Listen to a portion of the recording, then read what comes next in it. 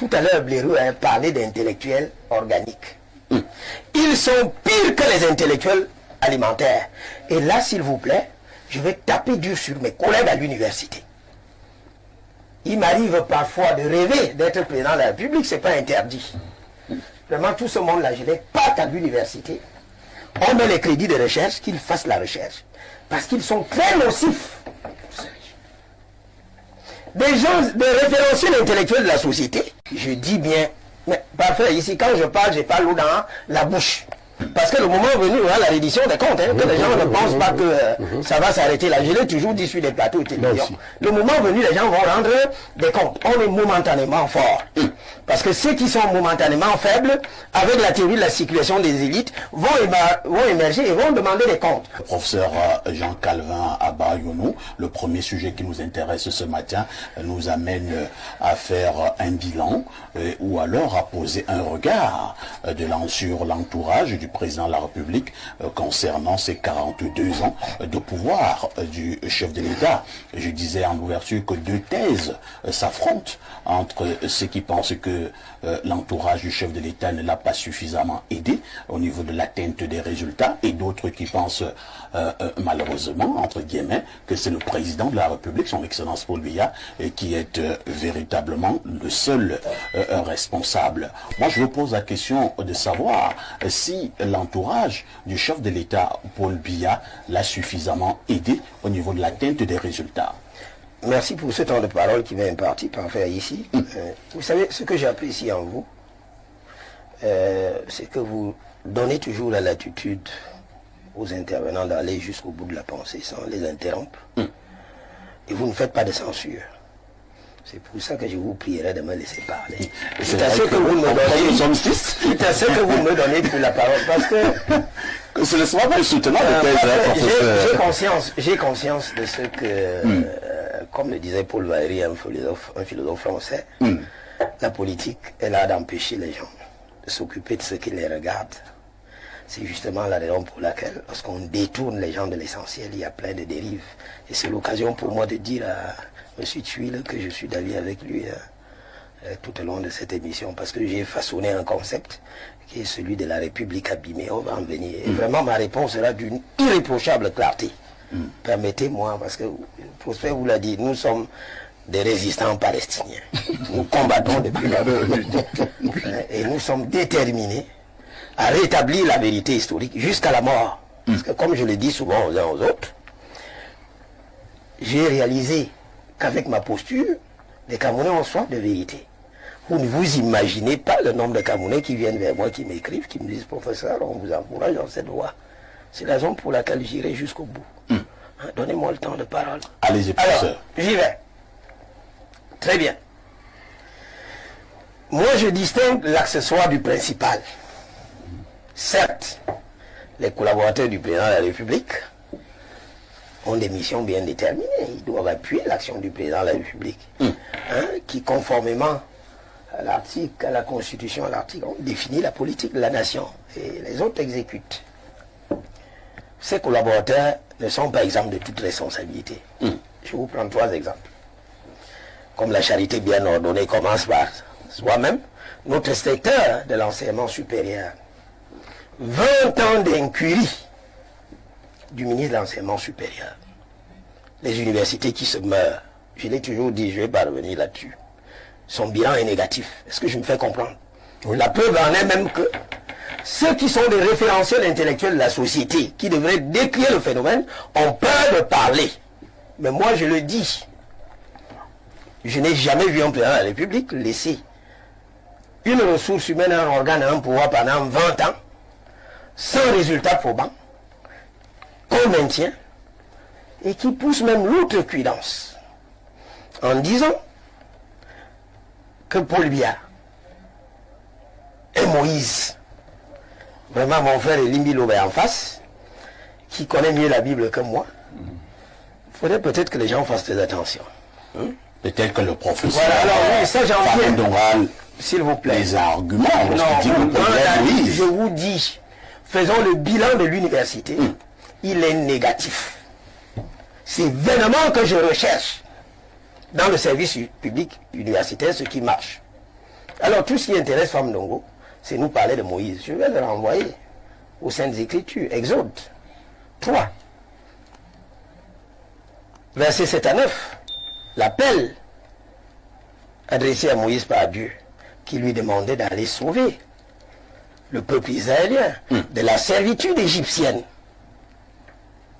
Ma question, une double interrogation se pose. Paul Biya est-il un appelé de Dieu? J'ai dit non. 2. A-t-il accompli sa mission? Je dis non. Et je vais le démontrer tout à l'heure. Donc je dis, il ne faudrait pas pousser l'outrecuidance plus loin. On va même au livre de Nombres, chapitre 20, de 9 à 11, là où Moïse a raté sa mission. C'est justement la raison pour laquelle Dieu l'a substitué à Jacob. Donc pour vous dire que nous maîtrisons la Bible, qu'on ne vaut pas la Bible au tort d'hasard. Pour me résumer, plutôt que de donner un coup de pouce au service public universitaire, vous venez chanter les louanges d'un individu, en clamant même haut et fort qu'il n'y a pas Dieu, il est le seul. Vous ne servez pas la cause de celui qui vous a nommé. Et comme je le dis souvent, Paul Biya finira par partir. Et ces gens vont le relier. 1. 2. Je vais dans le secteur de la santé publique. J'ai eu le bonheur, Prosper et moi, nous avons commencé à enseigner très jeune. Et nous avons une cuvée d'étudiants.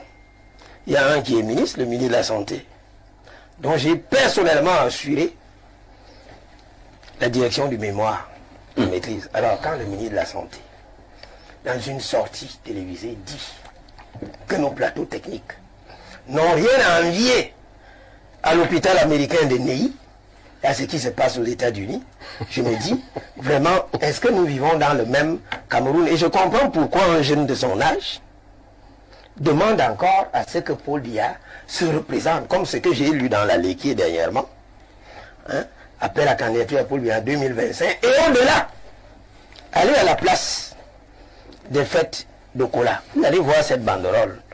Je me demande si vraiment nous avons affaire à des Camerounais normaux. Alors, si c'est le ministre de la Santé qui le dit, professeur, si c'est le ministre de la Santé qui le dit, puisque c'est lui et qui est le patron de la santé, entre guillemets, au Cameroun, certainement il sait pourquoi il le dit. Parfait, ici nous allons tous dans les hôpitaux.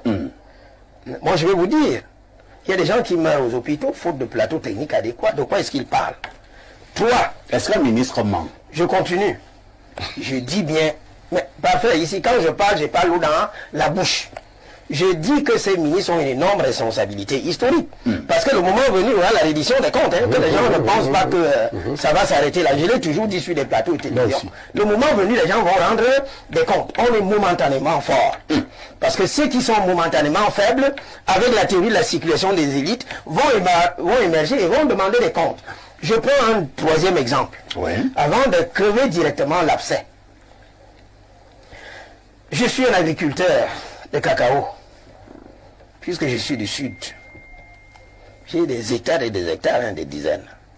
Je me souviens de ce communiqué de presse du ministre du Commerce, qui est également là depuis 20 ans, mon Dieu, pour quel résultat? Avec l'inflation galopante, on ne maîtrise même plus les prix sur le marché, les salaires n'augmentent pas, qui a déclaré dans ce communiqué du 12 septembre 2024 que le prix du cacao désormais était de 5200 francs.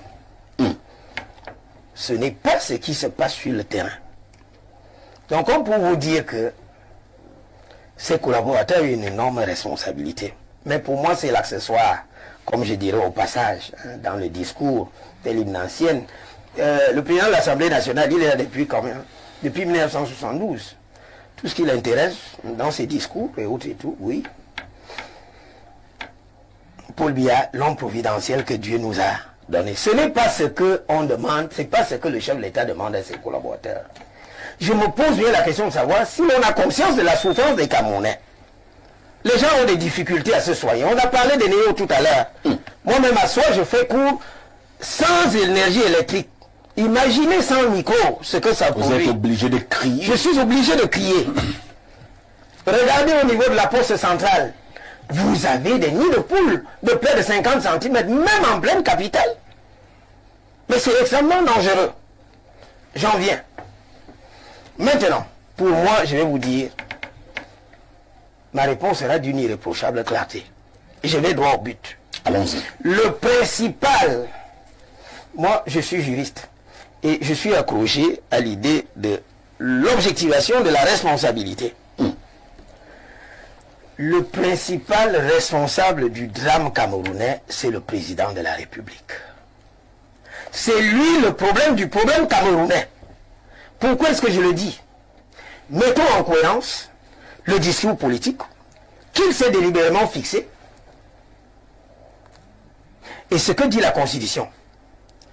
Dans son discours d'investiture en 1982, que nous allons exhumer, lorsqu'il a accédé au pouvoir, ça, ce discours, tout le monde peut l'avoir.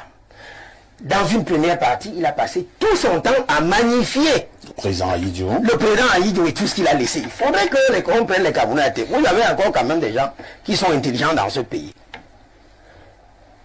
Et après avoir magnifié le discours du président Ahidjo, voilà ce qu'il dit in extenso.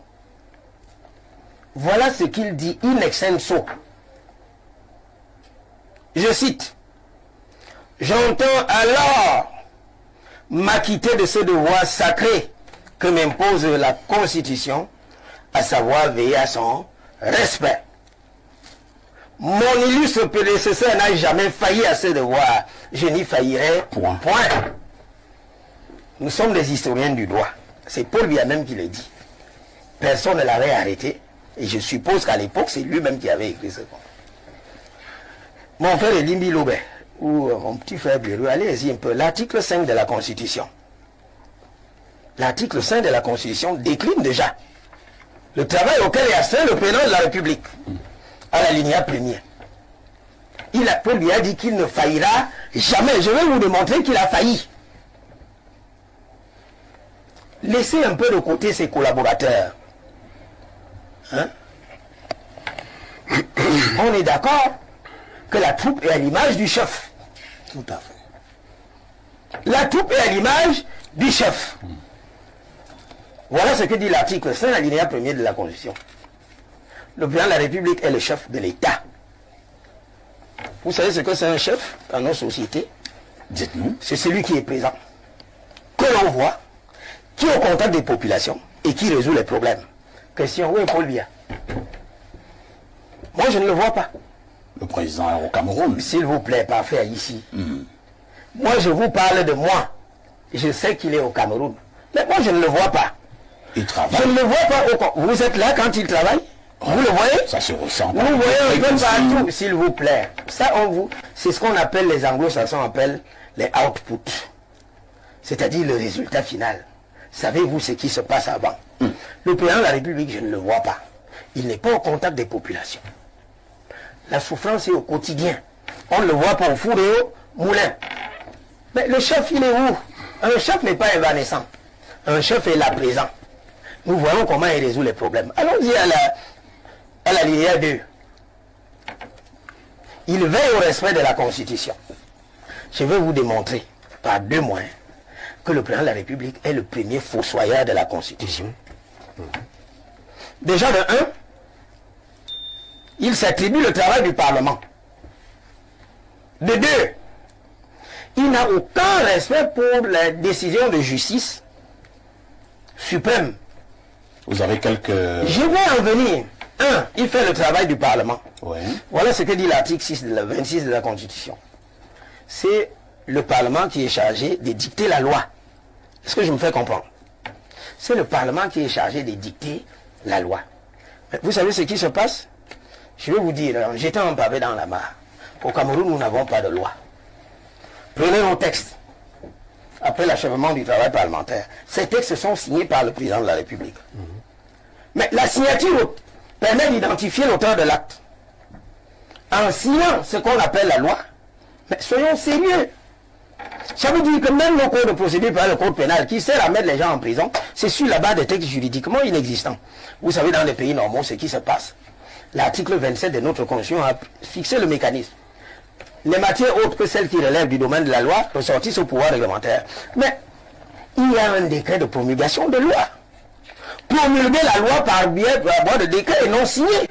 Vous n'êtes pas l'auteur. Moi, parfait, ici, je ne peux pas signer un arrêt. ni un jugement. C'est pas possible. Je ne peux pas signer une loi, je ne suis pas parlementaire. Tout ce que je peux faire avec mon bic rouge, c'est attribuer la note à un étudiant. Le président de la République n'est pas législateur. Il s'attribue le travail du Parlement. Il y a même pire. L'article 28 de la Constitution lui donne certes le pouvoir d'intervenir dans le domaine législatif par voie d'ordonnance. Vous savez ce qui se passe? Dites-nous. Il y a deux conditions. Cette intervention intervient, permettez la tautologie, sur des objets bien déterminés et dans un temps limité. Vous avez souvent observé que notre loi de finances est modifiée par ordonnance du président de la République. Alors même que le président de la République ne peut pas vous offrir la preuve de ce qu'il y a une loi d'habilitation. Trop de tricherie juridique. Allez, in fine, dans la loi de finances, vous verrez qu'il y a toujours un article, un loup dans la bergerie, qui permet au président de la République de faire. Non, c'est pas comme ça que ça se passe. Très bien. De deux, parfait ici. Oui, nous allons chuter. En 2002, le nouveau règlement de l'Assemblée nationale est adopté. Il passe au crible, à l'époque, de la Cour suprême, agissant en lieu du Conseil constitutionnel qui n'avait pas été mis en place. La procédure de validation des mandats avait été déclarée non conforme à la Constitution. Est-ce que je me fais comprendre parfait ici? Elle avait été déclarée non conforme à la Constitution. Et l'article 50 alinéa 2 de la Constitution dispose que lorsqu'une loi est déclarée non conforme à la Constitution, elle ne peut faire l'objet ni de promulgation, encore moins d'application. Mais je vous assure que Paul Biya a promulgué cette loi, alors même qu'elle avait été invalidée par la Constitution. Comme pour dire quoi? Il a failli à son obligation de respect de la Constitution.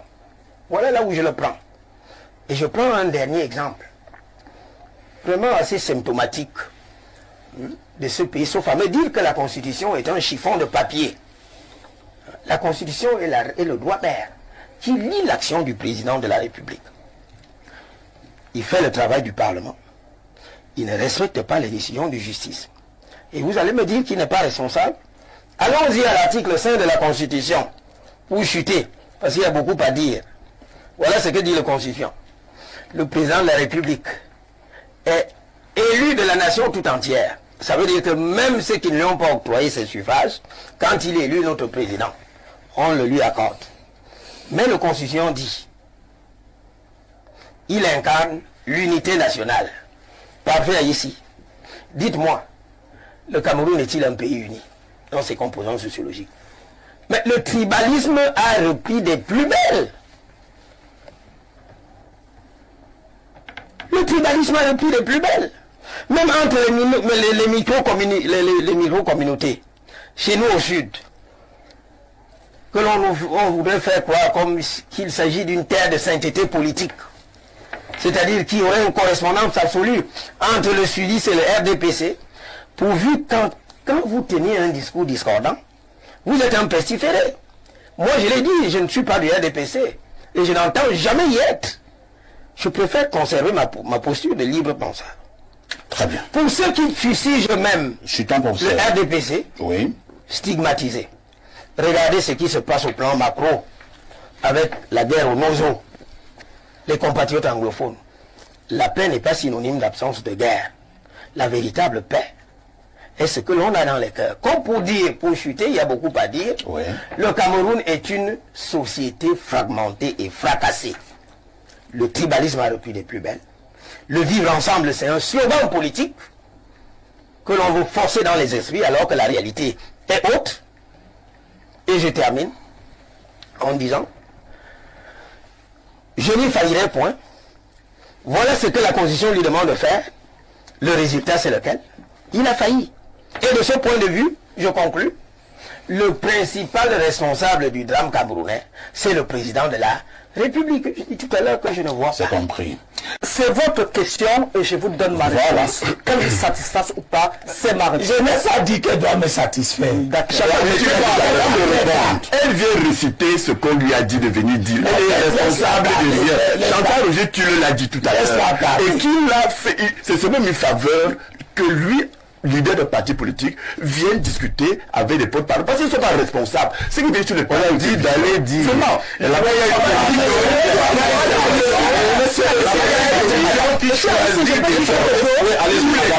À l'homme politique maintenant. Monsieur Kouvondon, ça fait 12 ans exactement, 13 ans que votre parti existe. Si vous baladez de plateau en plateau, c'est parce que vous êtes incapable d'avoir un porte-parole. Alors, lorsque vous parlez du RDPC, l'univers, Taxi Yango, respectez le RDPC. Je ne peux pas exposer. J'assume mon Yango, libre à vous. même que. Libre à vous d'être un Taxi Yango. Avec fierté, vous n'en êtes pas. Vous ne faites pas partie du parti. Oui, mais je suis en train de... Et je dis encore, j'ai beaucoup de respect pour les dames. Et si elle veut qu'on entre eux... Non,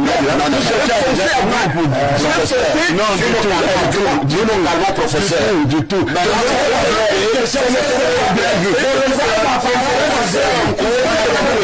Je me suis retrouvé un jour garé dans un véhicule sur la route de Mbaounao attendant que le chef de l'État passe de 11h à 17h. Voilà. Et les Camerounais que j'écoutais montraient bien que l'entourage a aidé le chef de l'État.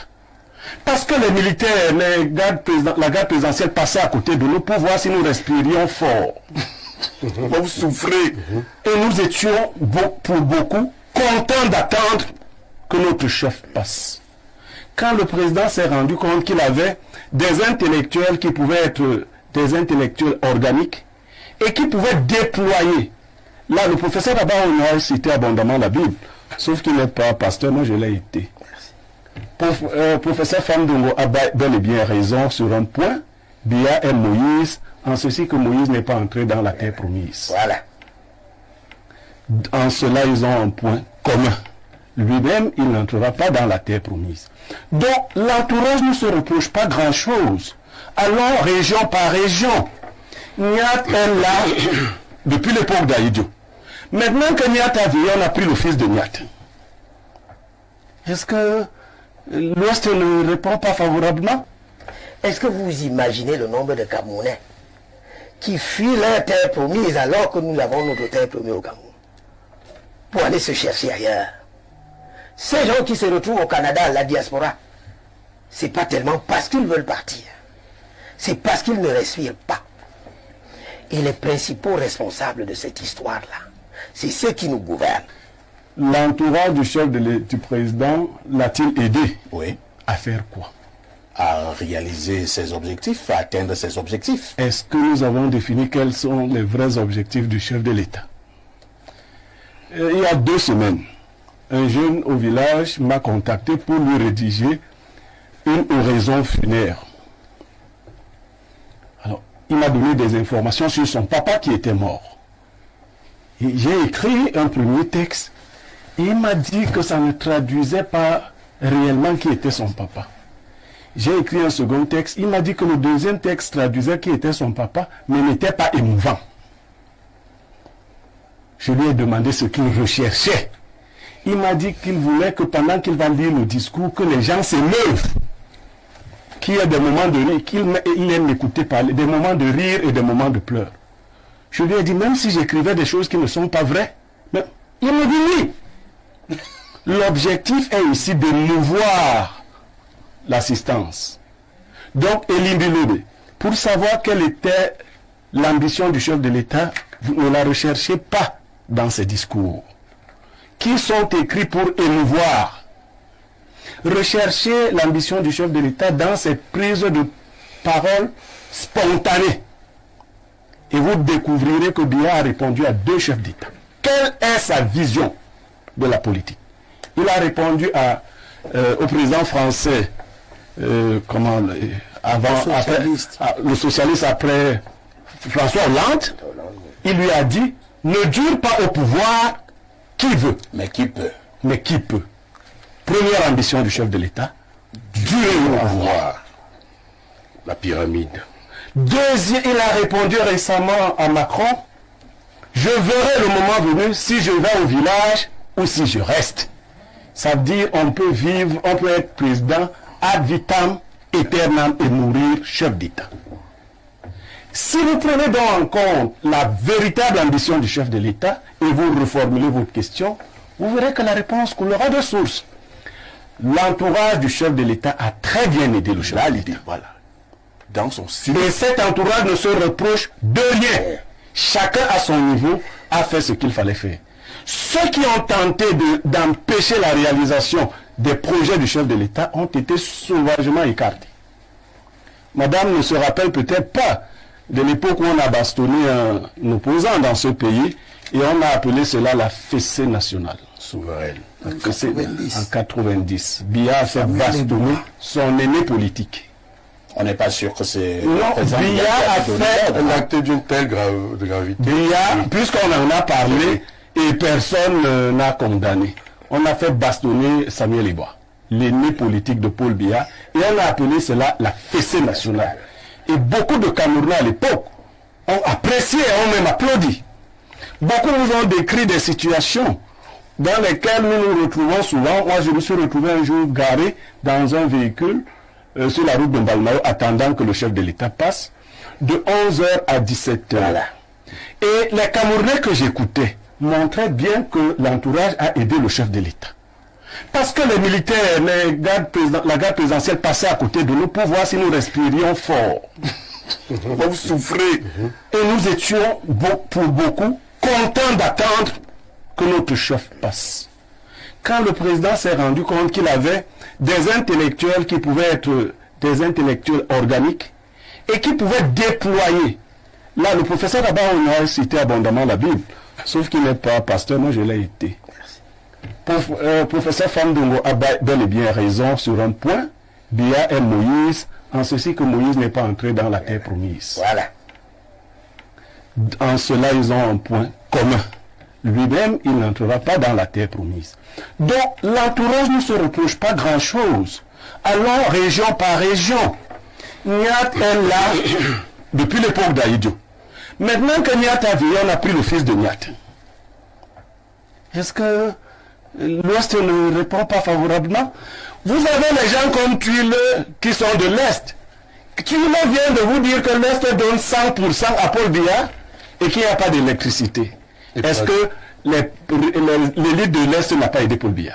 Elle l'a aidé, puisque Biya ne leur a rien donné, mais ils ont fait que les populations restent fidèles. Vous savez, le phénomène de Stockholm qui fait qu'on commence à aimer son bourreau. Regardez chez les jeunes filles qui ont été violées. 80% d'elles commencent à éprouver des sentiments d'affection vis-à-vis du violeur. Ah bon? Et oui, ça s'explique. Elles commencent à dire que bon, vraiment, peut-être qu'il n'était pas si méchant, peut-être que si on l'avait bien encadré, et finissent quelquefois par tomber amoureuses. Dans le monde arabe, notamment au Maroc, il est dit que si vous violez une fille, vous l'épousez. Oui. Vous comprenez cette incongruité? C'est-à-dire, pour avoir... Donc, on nous a violés comme peuple, et on nous a épousés. Bien, nous sommes allés en mariage. Vous avez des paroles choquantes. Non, nous disons simplement ce que nous disons. Et bon, moi, je suis gêné quand on s'en prenne à la dame qui a déjà une parole très facile, elle est très éloquente. J'ai difficilement trouvé autant de panélistes capables de montrer que le charbon était de couleur blanche. Elle l'a fait à la perfection. Donc, aujourd'hui, voilà l'entourage qui continue jusque dans le parti. Pour une fois, le RDPC revendique l'action du gouvernement. C'est donc une bonne chose. Mais le moment venu, si le peuple venait à se réveiller et à dire que l'action n'a pas été bonne, il ne faudra pas que le RDPC tente de se désolidariser en ce moment du gouvernement. Ce d'autant plus que 95% des membres du gouvernement sont des produits du RDPC. Merci Pierre Blériot, professeur Abba Yono. Avant que vous ne preniez la parole, lisons quand même quelques messages de téléspectateurs. J'ai subi une énorme pression au niveau du téléphone. Prenons d'abord le message du 213, c'est l'Algérie. Bonjour et bon dimanche à tous. Professeur Nkouvando, je vous rappelle que votre boss est un grand soutien du régime en place, que vous critiquez avec acharnement. Mais tu n'es pas mon boss. Mais attends, quand on arrête ça, je suis un élu. Et je suis un élu. Et toi arrive nous trouve Non, et toi, vous Comment c'est Non, mais je suis un élu, monsieur. Il est mon boss. Je suis votre boss? Il vous laisse faire la mission. Oui, mais vous êtes déjà un professeur de droit. Il vous laisse faire la mission. Oui, mais vous avez beau un professeur titulaire des universités, quand vous êtes à la FECAFOOT, votre boss s'appelle Eto. Et vous avez accepté d'aller à FECAFOOT. Vous allez vous faire... c'est lui qui m'a donné la FECAFOOT. Non, collaborateur. Non, même pas son collaborateur. Je me suis dit, est-ce que Eto peut vous nommer? Est-ce que Eto peut vous nommer? Réponds, est-ce que Eto peut vous nommer à un poste? Bien sûr que vous mais comment vous nommez votre boss? Mais je vous dis, c'est inventé pour me nommer. ça c'est ton problème. Moi c'est ton problème, c'est le problème. En tant qu'élu, oui, du peuple de la soit élu ou pas, et toi, lever les gens qui étaient élus. la preuve c'est que si c'était mon boss, je serais un soutien de Paul Biya aujourd'hui. Mais je dis, sur ce plan, il a ses soutiens. Qui soutient, qui veut, et je garde ma liberté. Arrêtez-moi ça. Nous allons lire les messages. Pendant les élections présidentielles qui arrivent, juste au moment où vous allez vous préparer, vous allez battre campagne pour Akerimuna. Votre Bien sûr que je le fais même déjà. S'il vous plaît. Votre boss qui est du RDPC, non, vous envoyez... Je vous interdis de dire, je suis là dans le message mais arrêtez ça. Professeur Nkonvoindo, calmez-vous. Non, vous n'avez pas manipulé l'opinion, c'est point. Je suis un homme libre. Professeur même Biya ne peut pas aller mon boss. Calmez-vous. Mais arrêtez-moi ça. Je suis un homme libre, comme disait le professeur Abayono. Personne n'a le droit dans ce monde d'être mon boss. Je m'interdis d'avoir les boss. On se comprend? D'accord. Je comprends. Dans le contexte. On va Personne, monsieur. Personne. Est-ce que je peux encore modérer ce débat? Monsieur Nkonvoindo, ne peut pas encore modérer ce débat? Oui, bien sûr. D'accord. On va donc lire les messages. Alors, qu'est-ce qu'il dit là? Votre boss qui est du RDPC va vous envoyer dans la mission à Salapumbe dans le but de vous punir et de fragiliser votre parti et votre candidat. Et si jamais vous refusez d'aller à Salapumbe, même le ministre Famine Dungu, je parle en le regardant. Il m'a nommé, je l'ai balancé son poste. Et d'ailleurs, je l'ai amené au tribunal, lui. C'est pour me dire que je n'ai pas de rien. Personne n'est au-dessus de l'enfant. Professeur Nkonvoindo. Quand vous lisez les messages, attendez d'abord. Laissez-moi ça. Je vais lire ce message, monsieur Nkonvoindo. Vous pensez que vous je vais le lire. Je vais répliquer. Monsieur Nkonvoindo vous fait comprendre que quand vous parlez ici, les téléspectateurs qui nous écoutent, vous n'êtes pas ceux qui sont d'accord avec vous, mais ils vous subissent à la maison. Donc ayez également la décence de respecter ces téléspectateurs. Qui souffre que je me défends. Je continue à lire le message. Il est temps de faire un choix. Soit vous choisissez de travailler pour l'opposant Akerimuna, soit vous travaillez avec votre boss du RDPC. Le RDPC vous attend un piège depuis des années, mais vous n'avez rien vu venir. Autre message ce dimanche. Parfait. Quelle est cette habitude pour dire l'enfer? On choisit toujours à l'est. Il a dit quand on va vous envoyer à Salapumbe. Je suis un qui a travaillé avec l'est fidèlement. Voyez-vous, nous sommes les qu'on appelle pour gagner les élections. On chasse quand il faut venir à table. Voilà. C'est l'enfer là-bas. On va encore lire certains messages. On envoie. Parfait. Et regarde, il y a un délai, moi j'y suis donc. J'y suis. Mais ça va dire, oh, pour lui régler de compte, on la voit en Gaoundé dans l'ancien. Moi je suis Professeur Nkonvoindo, moi je vous respecte. Je vous respecte si vous ne respectez pas, respectez au moins la chaîne de télévision et les téléspectateurs. Permettez-moi de faire mon travail, monsieur le professeur. Permettez que je me défende. Mais vous n'avez rien fait. Mais vous n'avez rien fait. Permettez-moi de continuer à faire mon job.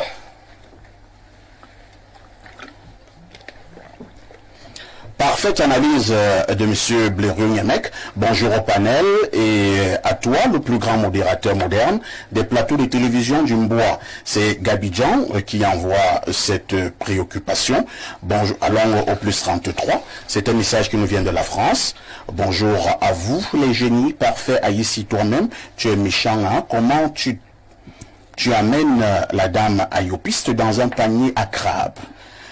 Oui, c'est passé ça, c'est un plateau à crabe. Hein? Oui, Bonjour à tous les panélistes. Je salue la présence de mon professeur Jean-Calvin Abayono qui provoque l'hémorragie intellectuelle sur le plateau et qui distille l'évangile juridique applicable au Cameroun au commun des mortels. Merci de me lire. Bonne dégustation à vous.